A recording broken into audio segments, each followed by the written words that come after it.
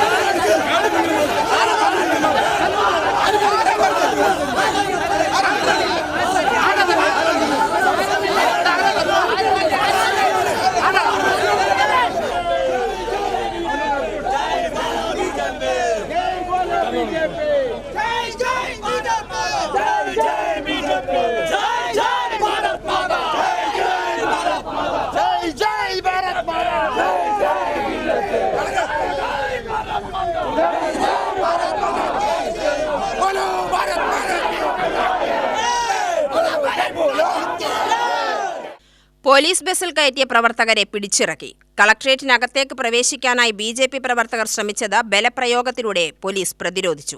സംഘർഷം നിലനിൽക്കുന്നതിനിടയിലാണ് വനിതാ പ്രവർത്തക കവാടത്തിന്റെ മറുവശത്തെ ബാരിക്കേഡ് മറികടന്നത്. ഇതിനിടയിൽ ചില പ്രവർത്തകരെ പോലീസ് ബസ്സിൽ കയറ്റിയെങ്കിലും പ്രവർത്തകർ പിടിച്ചിറക്കി.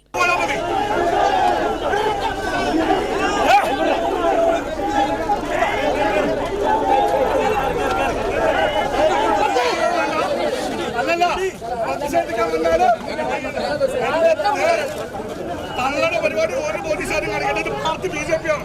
മനസ്സിലായത് അക്രമ സമരവും ഞങ്ങൾക്കറിയും, സമാധാന സമരമാണ്.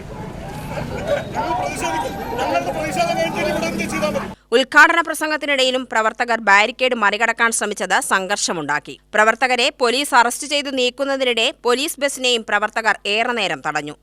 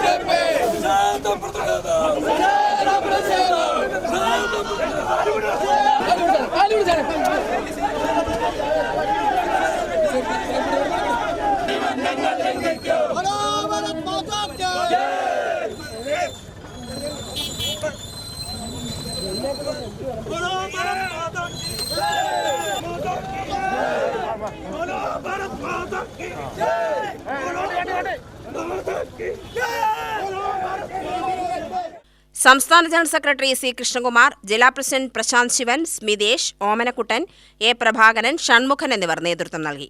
ഇവിടെ പാവപ്പെട്ട ഒരാൾ വീട് കെട്ടിയാണെങ്കിൽ ആ വീട്ടിലേക്കുള്ള വഴിയെ സംബന്ധിച്ച് ഇവിടെ ഒരു കെട്ടിടം വരികയാണെങ്കിൽ ആ കെട്ടിടത്തിലേക്കുള്ള എല്ലാ വഴികളെയും സംബന്ധിച്ച് പൊതുകാര്യങ്ങൾ വരികയാണെങ്കിൽ അവിടെ ഫയർ എഞ്ചിൻ പോകാനുള്ള സൗകര്യം ഉൾപ്പെടെയുള്ള കാര്യങ്ങൾ ഉറപ്പുവരുത്തിയിട്ടാണ് ബിൽഡിംഗ് പെർമിറ്റ് കൊടുക്കേണ്ടത്. ഒരു ഫയർ സർവീസ് എഞ്ചിൻ പോകാൻ സ്ഥലമില്ലാത്ത, അല്ലെങ്കിൽ ഒരു ആംബുലൻസ് പോലും കടന്നു ചെല്ലാൻ കഴിയാത്തവിടെ മെഡിക്കൽ കോളേജിലെ കെട്ടിടം നിർമ്മിച്ചുവെങ്കിൽ അതിന്റെ ഉത്തരവാദി ആരാണ്?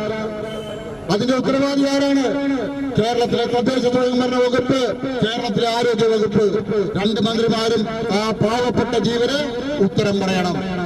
UTV news, Palakkad.